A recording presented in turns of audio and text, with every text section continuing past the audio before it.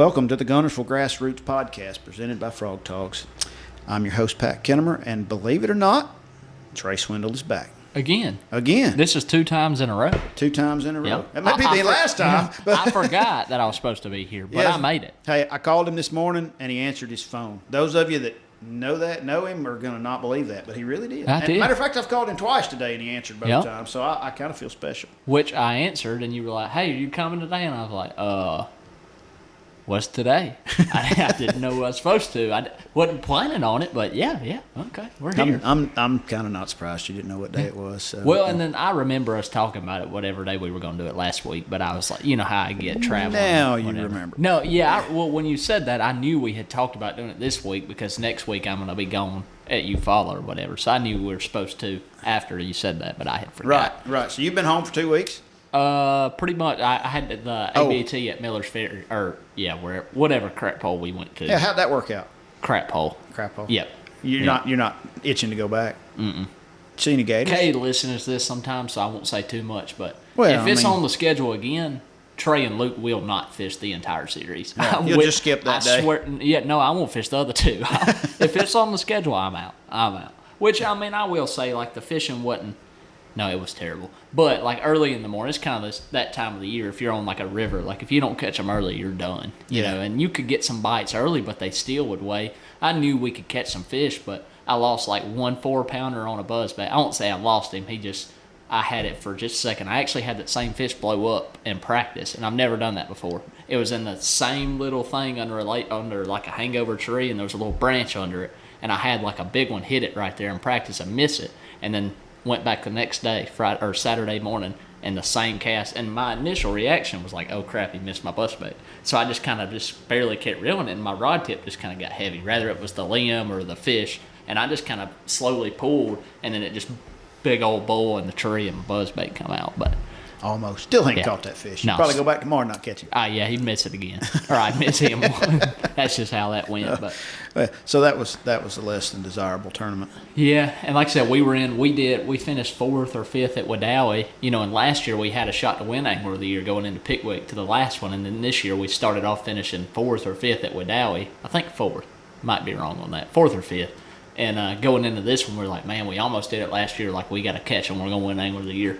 And, dude, Luke's got a full-time job with TH. He couldn't get off to go practice 3 or 4 days, or the weekend before. I couldn't either. And then so we got 2 days of practice, and one of them, Luke, when we were driving down, we didn't get there early enough to fish in the morning time. So we kind of screwed ourselves not preparing enough for it, but it is what it is. Yeah. Oh, well. No floating grass down there? No floating grass, but I'd rather have floating grass across the entire lake than to go back and fish Miller's Ferry one more day. Did it look like a yoo-hoo, or was it Coosa color? It was kind of Coosa color, yeah.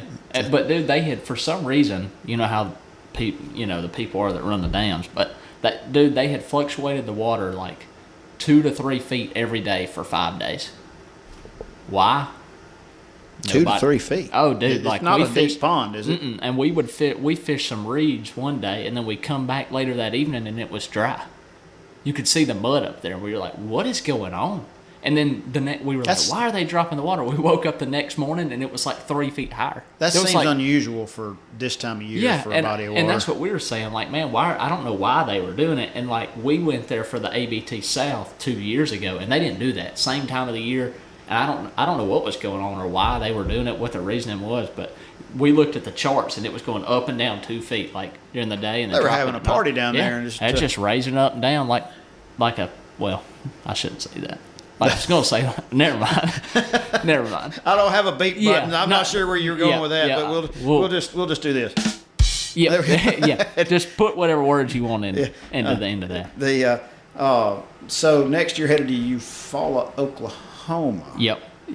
You went out there once this year and flew a kite or something. Yeah. Oh, yeah. It's a good place to fly a kite. Really good place. You went there after Rayburn, right? Toledo.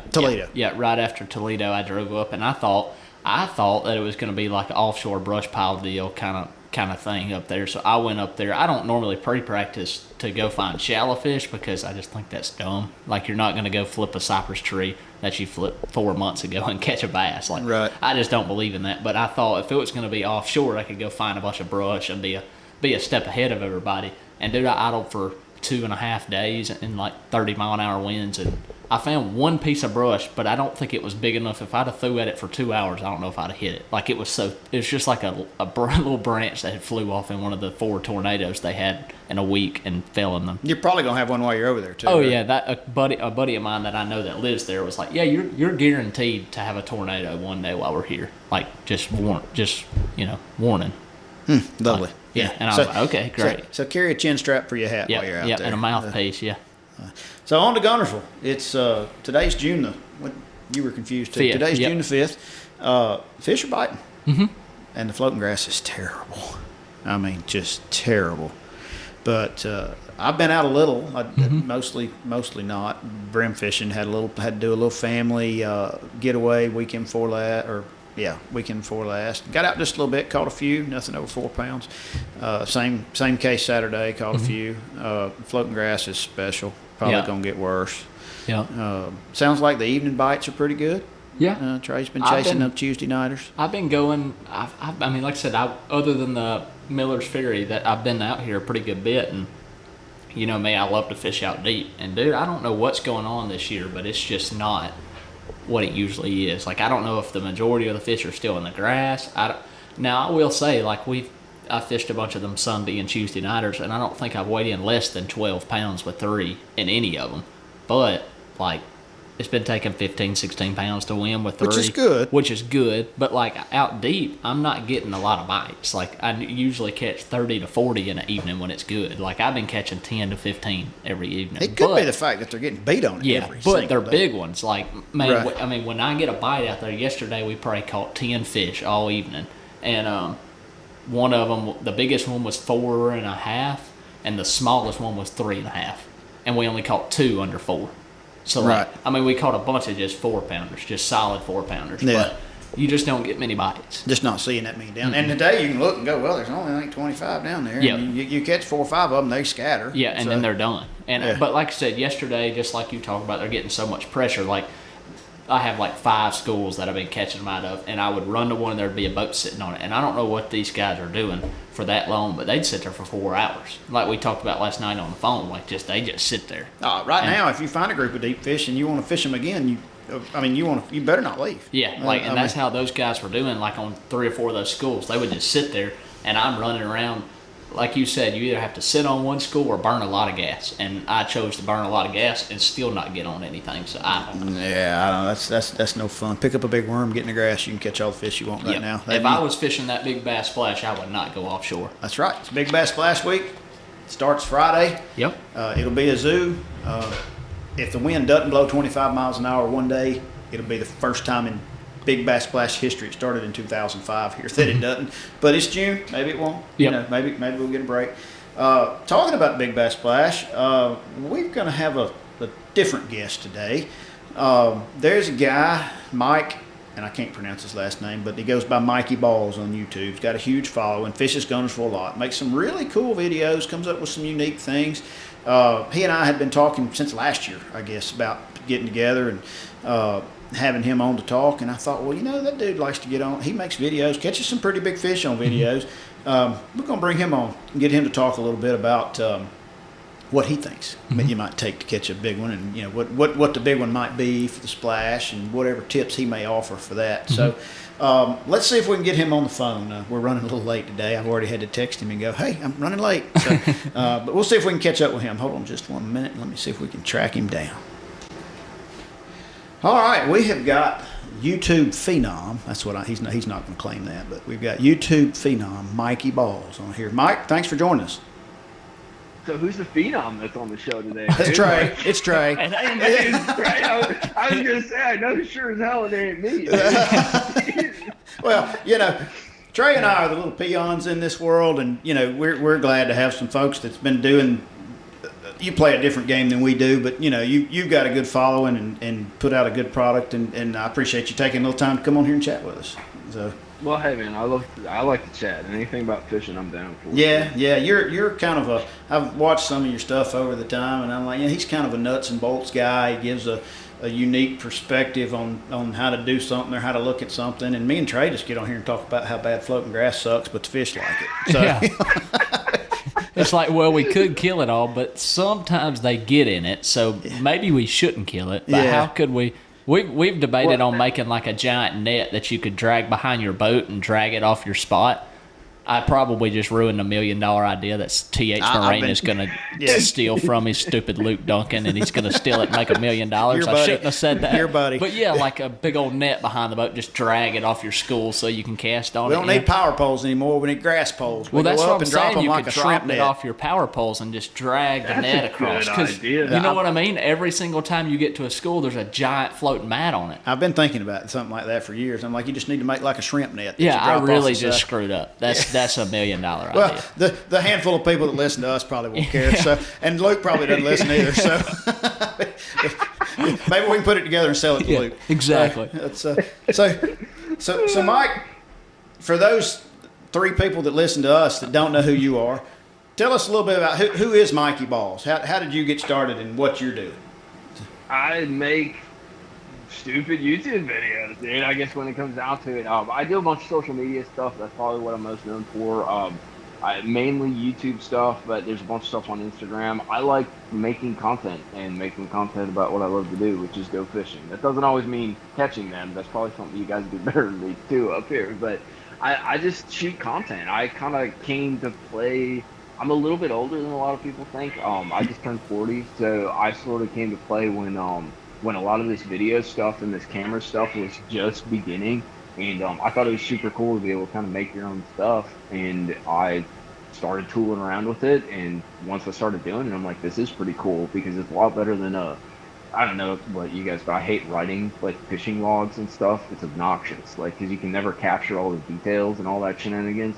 So I looked at video and I'm like, all the information's right there, and it takes me 2 seconds to shoot versus the 2 hours it takes me to write like a legit fishing log. So that's kind of how it all started, and then it sort of dabbled into like the bloggy stuff and the tip vids and that. But like the OG version is I'm just capturing a day on the water, and it's something that I can reference back and look at what they were doing like last May or on this lake at this time. And it was very informational for me personally, and it became something else kind of organically. Yeah, cool. So how long have you been in North Alabama? I moved here in 2018, I think it was. So I'm going on about 4 years, 5 years, like right at the end of 2018. Did you come up here because of Guntersville? Kind of. So one of the other things that I do is social media management, and I do a lot of work with. You guys know JP Kenny. Yeah. I'm good buddies with him, and I do a lot of work with him. And one of the things we used to do back in the day was we wanted to get out of Florida to shoot something different, because Florida is like grass, and more grass. And he's like, bro, I like offshore fishing, and I'm like, tell me more. And he's like, let's go up to Alabama, and for a week, let's shoot something that's totally different than what we normally shoot. So we linked up over, and I always say it wrong, and you guys can correct me. Is it Iuka? Over by Pickwick. Yeah, Iuka, Mississippi. Town. Yeah. Iuka, that's it. Yeah. Okay, so I'd meet him up there, and we would literally do this little road trip. We'd spend like 3 days, 4 days on Pickwick. We'd dabble over, go to Guntersville. And I think once we went over to Douglas. We never got over to Kentucky Lake, but we basically kind of run across the state, and then to Tennessee, and then I would go home, and we'd have a bunch of kind of offshore content. And that's when, the graphs were peaking kind of, and there wasn't too much fishing, like offshore fishing pressure. And, it was, I don't want to say easy because that's the wrong word, but it wasn't easier. Yeah, it was easier, and like if you put your time in and you ran your stuff in like a 6-7 hour period, you could catch 20 to 25 pounds pretty straight. You hit the right school, and it was game on, dude. So it was pretty easy to shoot content even in the heat, because the cameras went overheat, because you knew when you were going to catch them. So I thought it was beautiful, dude. Like it was such a different layout than what I was used to. The people were nice, which is a little different than the context I'm used to. And I needed to change, so that was kind of the first thing I went to.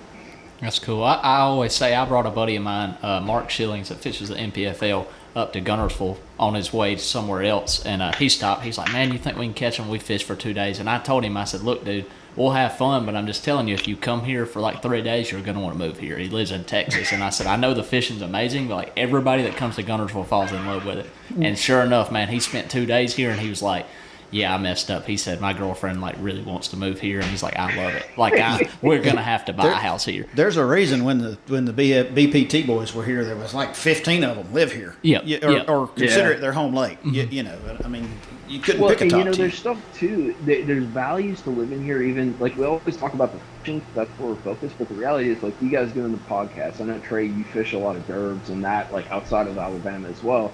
I travel a lot for the work that I do. Like the location has so much value to people like us who are, you know, traveling to shoot stuff up north. You're going to Florida in January. Like that central location, I can go to Lanier in 4 hours, you know? For sure. There's a lot of value built, not only the good fishing locally to get a bunch of content and do what you need to do, but just that mobility and then the network that's built here, just because there are so many of those guys here. You know, it's not unbelievable to go to the ramp and run into, God, like who's an example? Chris Lane, Gerald Swindle, you know, Gerald Swindle, like any of these guys, and that network, even beyond it being cool to meet them, there's a lot of value to guys like me who are doing like the social media work and stuff to sort of enable that network and grow what we do, you know. Mm-hmm. For sure. That's the main thing I love about living where we do. It's like I live about 30 minutes south of Guntersville, but like I could be at Browns Creek in 30 minutes. I could be at Smith Lake Park in 30 minutes. I could be at Logan Martin in 45 minutes, Neely Henry in 30 minutes. Like I could go to like every fishery you can imagine other than smallmouth fishing in like 45 minutes. Like I could be on completely different fisheries. Speaking of smallmouth fishing, did I hadn't had much time today to actually get on social media, but I clicked on and I saw something of yours, a story or something. Did I see a brownfish you caught on? Was that on Guntersville? Yeah, I caught 5. No, it wasn't on Guntersville. Oh, I was about to say I didn't get to see it all. No, it was out on Wilson actually. I went and dabbled around over there. Caught like a 5-pound smallmouth. Where the largemouth should have been, dude. I'm all flicking that spoon up and it goes dong. And I'm like, dude, that's got to be a drum or something, you know? Like God forbid I actually catch a good largemouth. And that joker came straight from like, I don't know, 15, 18 foot, straight to the surface. I'm like, holy balls, is that a smallmouth, dude? Yeah, and it jumped 6 feet out of the air. And jumped 6 feet out of the air, went absolutely crazy, and then I never caught another one. Yeah, come up and looked you eye to eye. That's what I always say. I'm like, that joker come up and stared at me, and then went straight back down to 20 feet. That spoon, dude, like smoked it. It was a fun bite, but I mean, you know how those guys get during the spring. They're kind of migratory, but you can kind of they pot up a little bit, or they're in areas. Like, dude, you get to summer and like you catch one, and you're like, man, unless you're on Wheeler, you're like, that was pretty damn cool, you know. But for sure. I'm not going to see another one for like another 2 weeks. So yeah, at least maybe 2 years. Yeah, right. If you get lucky. Yeah. I had to say I didn't get to. I flipped it on and then my phone rang, so I watched about 2 seconds of it, and I went, "Dude, caught a smallmouth." Surely that wasn't on Guntersville. But there's been quite a few caught in the last couple of years. It really has. With the water being as clear as it is, people seem to think that well, of course, the spots are really becoming something on Guntersville. The spots are. Listen, so I don't know about you guys, and this is probably kind of dumb to say. At heart, I'm a spot guy. Like, really? If I could, like, I love Lanier. I love fishing for spots, and this whole, like, the past, I know what your experience is. You guys have better range of time on Guntersville, but for me, about the past year and a half, 2 years has been some of the best spotted bass fishing on Guntersville I've ever seen since I've been here. And dude, for me, it is a blast because I have no problem. I'm not a tournament guy, so like if I catch 15 pounds or if I catch 25, it is what it is. But if I can catch spots all day, I will gravitate and chase that, dude. As long as they don't hurt the heads, the largemouth fishing on Guntersville, I don't care. There are people that are concerned that the the spots are going to push the heads out, and that when we had a couple of bad recruiting years or spawn years for the largemouth, that the spots didn't, and they kind of took it. But dude, Guntersville's huge. Really? I think there's room. I mean, Dude, this is just I think dock talk. from the past couple of years for me, there's more fish, there's more largemouth in here now than I've ever seen in my life. Yeah. Now there's more 2-pounders in here than ever. Dude, there's so many fish in this. Dude, lake. there's a bunch of 10 and 12 inchers out there. I went Saturday fishing grass, throwing a big worm around. and it was stupid. I mean, you couldn't. You throw a little bait out there and say, "Well, I'm gonna catch these little." No, they wanted to hit a 10-inch worm. You threw a damn little bait out there on a light rod to catch a little fish. You couldn't get a bite. You threw a 10-inch worm out there, they're ripping it out of your hand. Yep. I like their attitudes. That's right. Yeah. I can tell you like spot fishing though, because I spend a good bit of time over there at Smith, and I'll sneak over there one evening and I'll see your truck at the boat ramp. I'm like, he's over here enjoying. I heard it was pretty hot. They're right not now. super sizable, but they're fun. And you know what? Smith's another good example though. Where when I got here, like Smith was like okay, still like a lot of rats. But in my opinion, like in the past like 2 or 3 years, like you're not going to catch like 22 pounds like Lanier like out there. Dude, there's some big spots that are actually catchable too. Like that lake's weird with how deep it gets and how they can move around, but dude, there's some sizable like decent critters out there. Dude. Oh, for sure. That like this past fall, I got out there in some of them little drains and stuff, and dude, I would catch like 40 to 60 a day, like just. But now, like I said, the biggest one might be 3.5. You'd catch one like 3.5, 4 pounder, but you just catch a lot of just 2.5. But dude, they fight. I'm talking about, and like you get the live scope. Like I love live scope. I suck at it, but I love it. Like I love watching them come get it. Like it's so cool. Fun. So cool. A buddy of mine went down there but you know last what week. You're getting into too. Like the size was sorry to interrupt, but like even when you go to Smith though, I mean you catch that 3.5 and you're like, this is a good fish for here. Oh yeah, for sure, like, yeah. As long as you're like relative with where you're at, and that's the whole thing too. Because a lot of guys they give me crap for like, well, why'd you leave Florida with like 9 pounders? And granted, there's some bigs in Guntersville you can catch a 10, 12, 13 pounder. But like a lot of it's like how you set yourself up for success. Like what is success on the body of water on that, like where I'm at? Like what defines like me saying, hey, I caught him pretty good, dude. And as long as you have that decent frame of mind, dude, any fishery is awesome, even if it's filled with rats, dude. Oh, for sure, sure. Maybe not the Sabine River where the pros just were. Or Alabama River. Or the Alabama River. Yeah.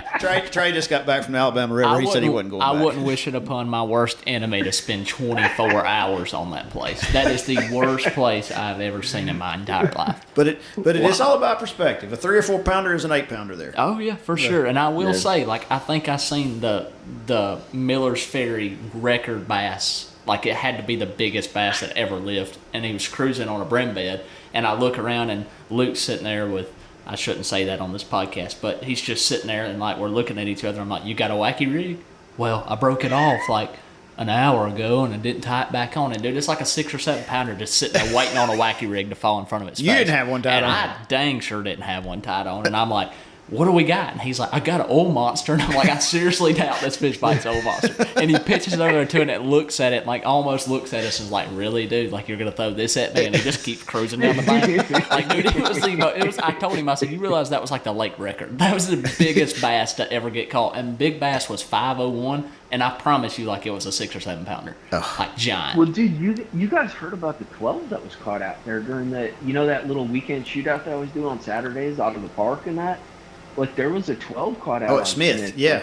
Oh yeah. That was actually one of my best friends that I grew up with. He caught it sight fishing. Dude, I shot a video with him, dude. Yep. Him and Dylan Lawrence, they caught it. He caught it sight fishing under a dock. And then, like, dude, that fish was so old. One of its eyes had. That was last year. It was 2 years ago, one of its eyes had grew shut. Like there was moss on its eyes. Senior citizen. And get this, this was the dumbest 12 pounder ever. He broke that fish off. I know that. And with a swim jig in its mouth, and he caught it again. Dude, I could on braid, dude. Yeah. And on braid. At Smith. And and I'm like, dude, I would, if that was me, like that fish would have seen my boat from 100 yards away and like 100%. Just run up on the bank and killed himself if I was coming to fish him. Like he would have just been like, I'm you done. got the same luck level, dude. Because that's the same thing. All that you hear about these guys, and then you go out there like, I'm gonna catch them, dude. It ain't happening, bro. Like just because I showed up, that's it. And I'm like, dude, I've never even seen a 5 pounder. Like there's so hard to sight fish for on Smith because it's so deep and they spawn so deep. And I'm like, a 12 pounder? And dude, they let it go right there at the park. Like it swam off. I guess it could have died that night. That's more than most limits. Like, yeah, oh dude, and they won the tournament by like 19 pounds. Like it was retarded. Like it was crazy. But like it was giant, man. It was huge. I was actually fishing that day. A buddy of mine Really? caught a 9-something on Smith this spring. That's who I was confused with. Yeah, The guy Brad named- Vice. Brad Vice. Yeah, you know Brad? Yeah, he's a great dude. Oh, man. yeah, he is, for He's sure. the nicest His, freaking dude. his uncle is a guy named Theron Livingston, is my regular fishing partner. Now, we've not got to fish much this year because he's been building a mother-in-law suite of sorts. But yeah, Brad's a good buddy. He is a good dude. So He's a hammer too. Oh, he he's is. like super soft-spoken, dude. But that dude catches them. Like he's good. One of these days he's gonna bust one of them BFLs, dude. No, I agree. He's No, one he's a like hammer. he's there and all that, but like he will creep on you, dude, and will absolutely hammer him. And he does some kind of like maybe not off the wall, but like he thinks a little different than a lot of people, and he's a grinder, dude. Yeah, he's not scared to good try some people. different stuff for sure. On Guntersville, we got the Big Bass Splash this week. It's Friday, Saturday, Sunday now. Trey wishes he could fish it, but because of the level of stuff that he competes at, he can't.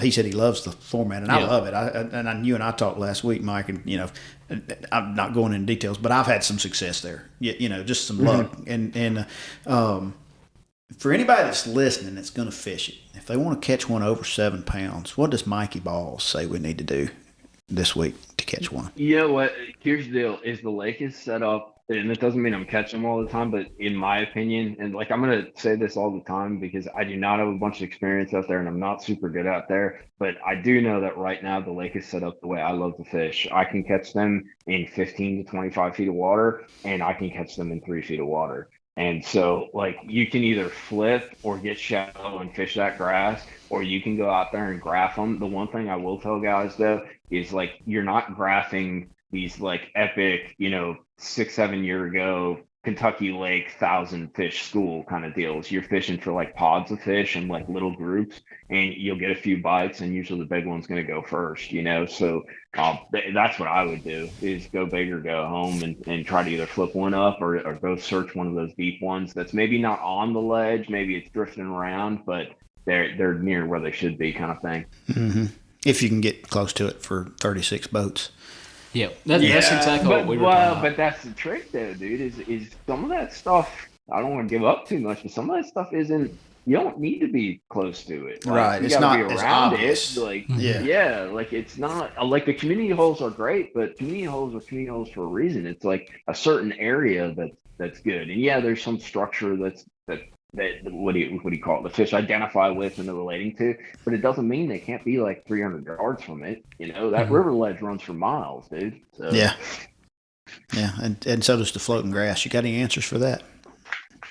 I kind of like the floating grass because if you time things right, like if they turn the current, because they haven't been running much current, and like you got like a community hole like we're talking about, and it's been had grass sitting over it all day. It plays good defense for No, you. I agree. Yeah, there'll be some spots that don't get fished because of it. Yeah, at 5 o'clock you roll in and it's like a virgin hole, dude. Like it's pretty naughty.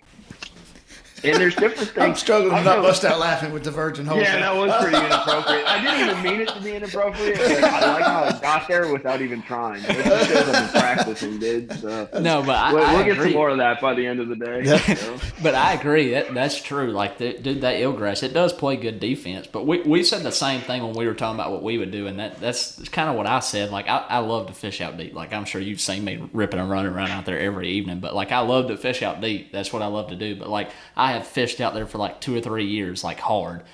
4 days a week, and man, I have never caught a 9-pounder out there. I've caught a lot of 7s, and I caught 1 8, but I've never caught a 9. Like, if I was in the tournament to make money and to cut checks, like just in the top 10 or whatever they pay, I would probably fish out deep. But if you're wanting to win the boat, I think the 9-pounder lives in the grass. I think it takes a 9-pounder, and I think he's going to get caught flipping, or he could get caught on a buzzbait. Yeah, it could get caught on a buzzbait early, but I think he gets caught in the grass. I'm not saying they don't live out deep, but I've caught so many bass out there and never caught one. I'm sitting there thinking too, and now I've fished deep less in the last 3 or 4 years since the electronics got so prevalent because I get frustrated at the way things used to be. It's just because I'm old and set in my ways. But like I fished less out deep than I used to. Mm-hmm. But even 10, 15 years ago, 7 pounds. And I mean, well, I agree with Mikey on what he said too. Like, I'm not saying, like, I'm talking about like deep, like shell bars or road beds, stuff like that. Now, I'm not telling you that you can't nowadays with the technology we got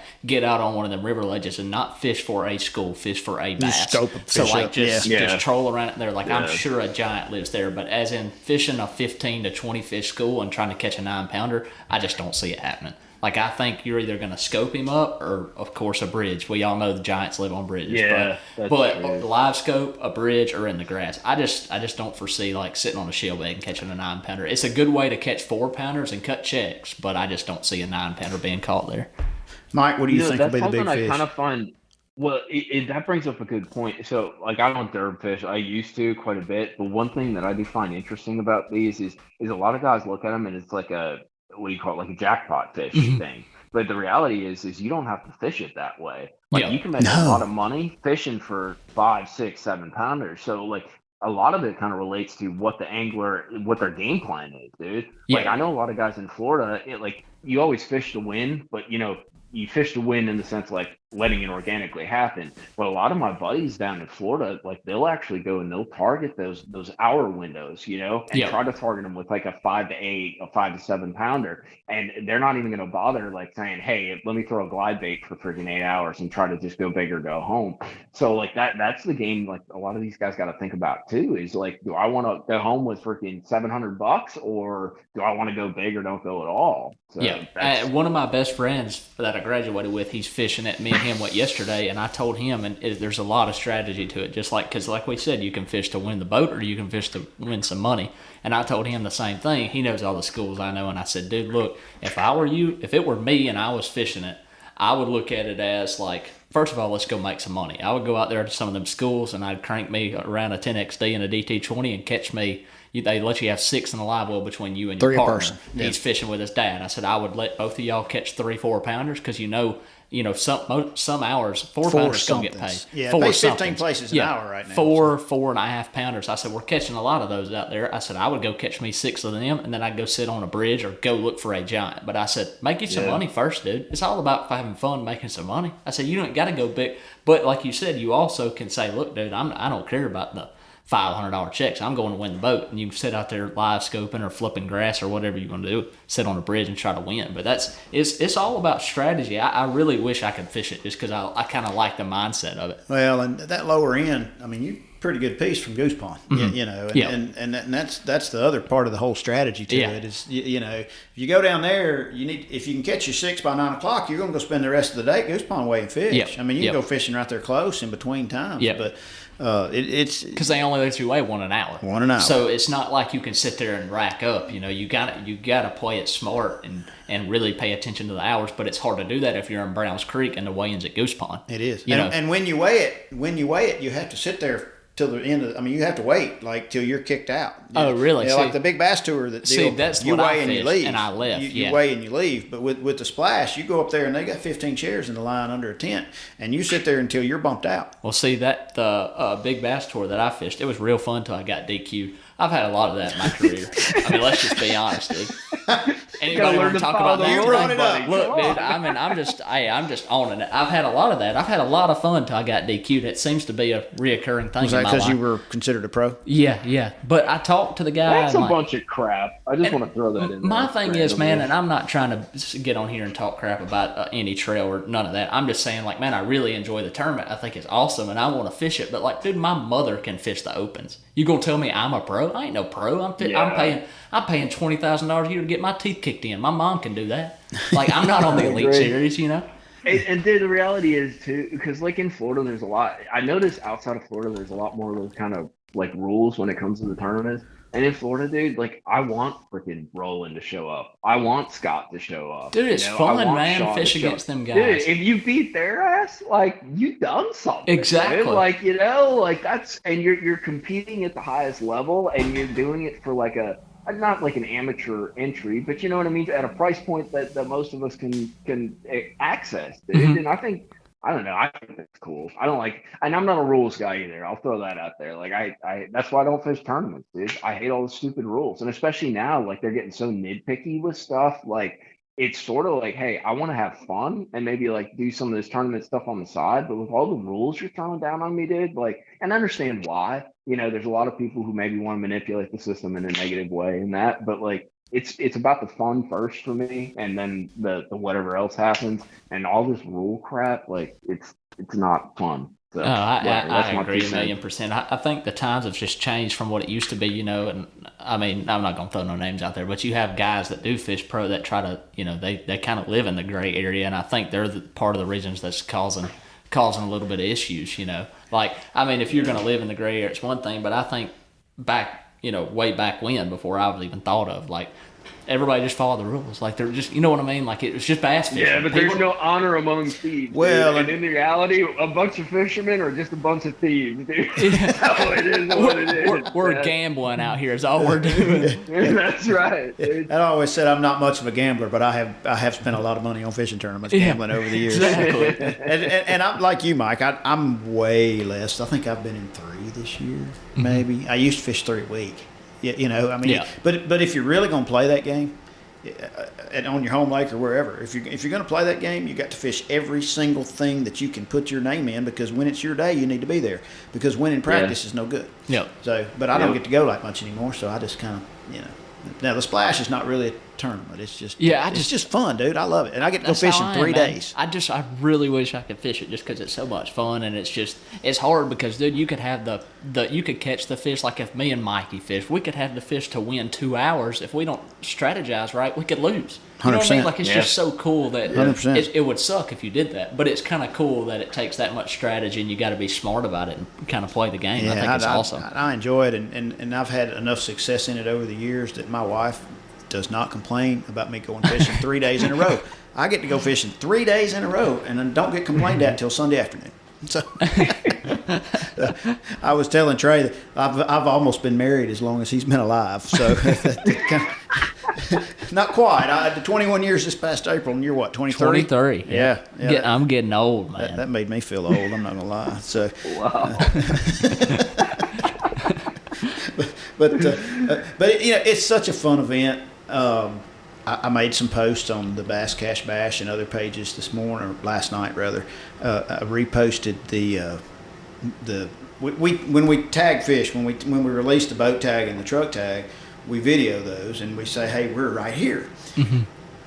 Well, I let the boat tag this year go at the point of Pine Island, which is not used to be a community hole, but now it's a community hole, and kind of always has been. But it's got and it ain't been caught yet. No. Holy smokes. But I just wanted to remind everybody. 5 boats that you see there every hour and a half. Yeah, like there's 12 boats sitting on it all day long 2 days ago. I wanted when I let go of it, when I let it go, I kind of or PD, I was holding the camera. I kind of chuckled. I really wanted to get the red buoy right there in the picture and go, "This is the red buoy at the point of Pine Island." I kind of chuckled because like Lonnie Cochran, who is a good friend of mine, he guides, and of course they run those things various times of the year, and I texted him. I said, "Dude, I just let that go right here," and he goes, "You dog, what'd you do that for?" so naturally, when I reposted the video last night, what did I do? I text Lonnie. I said, "Hey, Lonnie, guess what? I just reminded everybody where I let that thing go." And I just want people to know, hey, you're going to be fishing. You're going to be coming in from out of town. Sign up. Don't be that guy. Yeah. But I have had a lot of fun with that. I kind of have chuckled just a little bit. Yeah, that's pretty funny. I mean, how has that bass not been caught? He's a smart one, dude.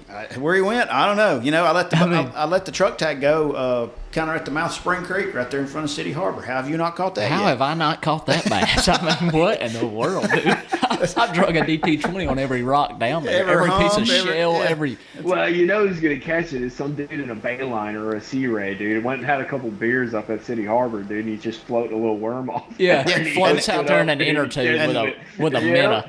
That or somebody fishing and they use that tag as a toothpick. You hear about it a little bit later. And they're like, dude, I caught this tag and it said boat, man. I don't really know what that means. But So last year during the splash, which it was not in June last year, it was March, I guess, last year. I'm at the boat ramp at Browns Creek one day. I had put in down there, and there's a dude walks up to me, and I start talking to him, and he said, "Man," I said, "Are you signed up for that thing?" And he said, "Yeah." He said, "This dude standing right over here caught the truck tag yesterday, but he's not signed up."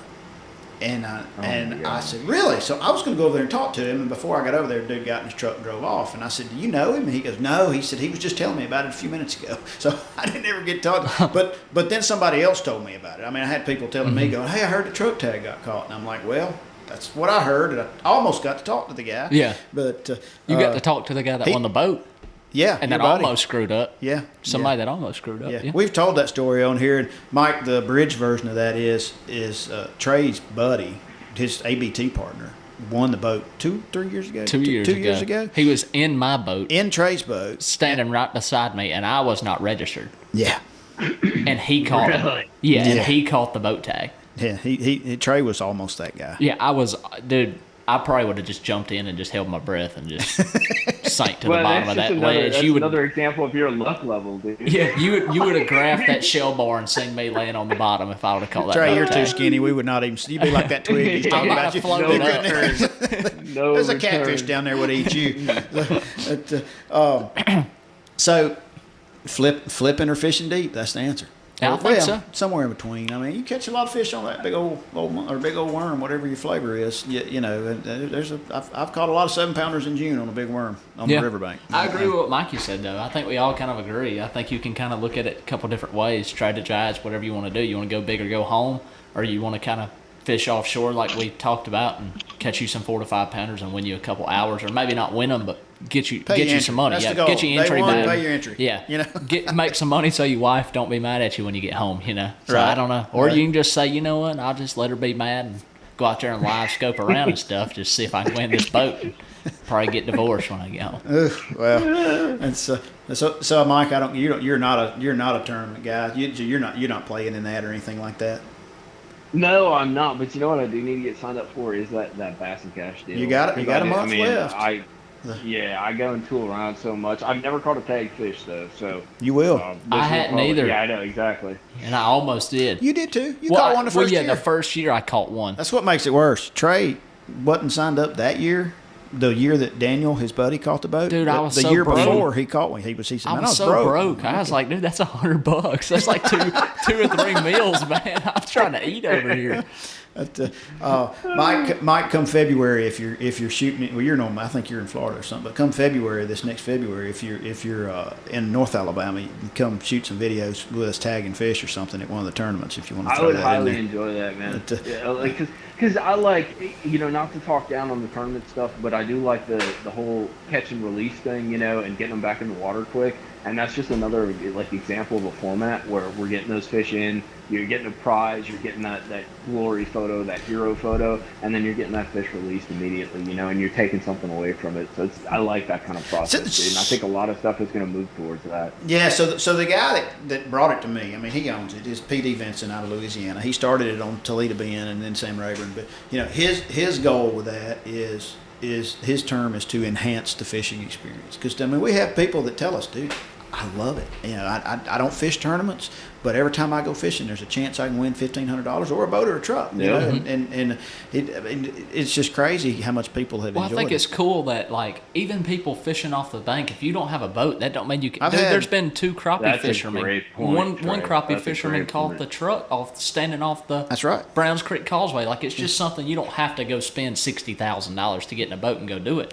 Man, anybody can. He's still driving that truck that he won crappie fishing. That's just awesome. Man. I've had 2 winners this year, 2 $1,500, two cash tag winners off the bank this year. Yeah. See, I just think it gets everyone involved, and that's what fishing's about, man. You don't have to have an expensive boat to go out there and enjoy bass fishing.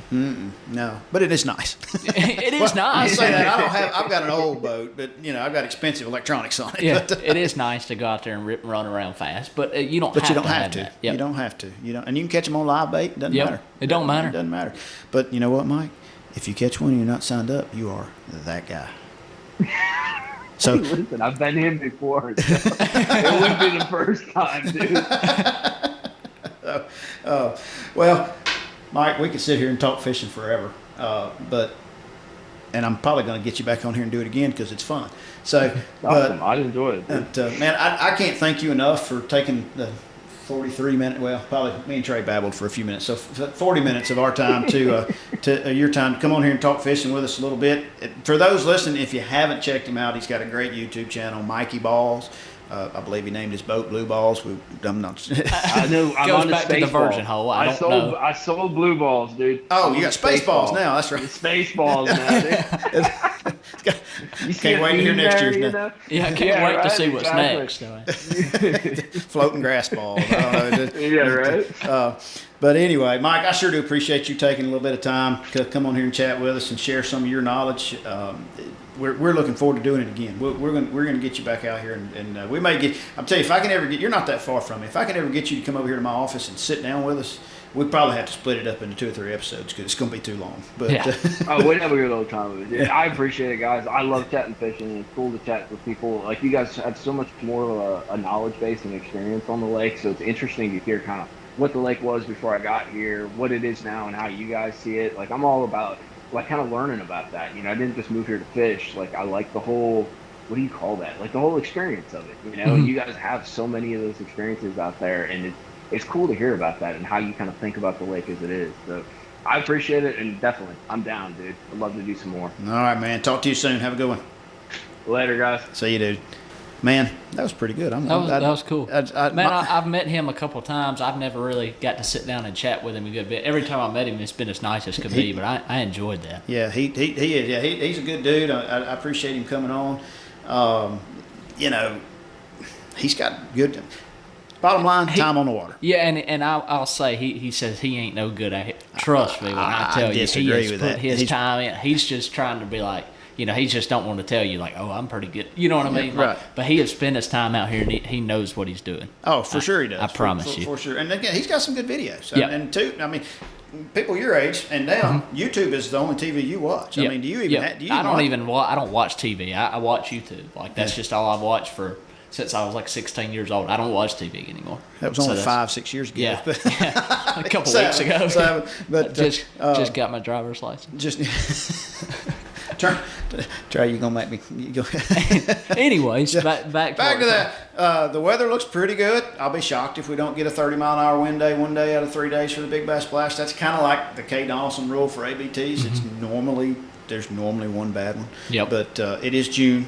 Finally, it's getting warm. Finally, water's still kind of cold, but I'm looking forward to it. I'm ready to go. I get to go to the lake Thursday evening and stay till Sunday, and that's what I'm talking about. Yeah, I mean, you know, that'd be more. If I fish 3 days in a row, that'll be 2 more times than I fished in the last 3 weeks. So, and it's 3 days in a row. 3 days in a row. You can normally figure something out. We figured out last year. My partner caught a 7-pounder the last day, and he won the last hour. And I got like 1 or 2 little checks the first day, and I'll little check them to death. I don't care, you know. Mm-hmm. And but we were like, how many fish do you have to catch a 7-pounder? Or how many days? Well, the answer's 3. You got to fish 3 days. And we finally caught a 7-pounder on a chatterbait and some eelgrass. Go figure. But tournament-wise, it's kind of winding down. I guess our podcast season's kind of winding down. We may be able to slide another one in or 2. I think you're going to be traveling most of the rest of June. I think June's pretty busy, and then I've got after St. Lawrence River though in early, I think it's the 2nd week of July. I'm pretty done. But once I get back here, I was about to say once I get back home, the fishing's for sure done. July and August, you know, and September is just it's honeydew season. Yep. We'll try good luck in Oklahoma. I'm gonna need it. You're gonna need it. Carry your kite, your sail, whatever you need. Yep. So, tournament wise, you got the Wildcats running Wednesday morning, 2 days from today. The dude that runs the Sunday afternoon Browns Creek tournament, it's out of the back Browns Creek ramp back there. Fire by the Lake? Yeah, across from Fire by the Lake. He is having he's having a Wednesday tournament. The first Wednesday of each month. Runs like daylight till 2. It's cheap too. It's a $35 tournament or something like that. But go take their money. Yep. So you ain't got nothing else to do on Wednesday. It's not like you got to work. That's right. So until next time, good luck at the splash. Enjoy the floating grass. There's going to be plenty of it.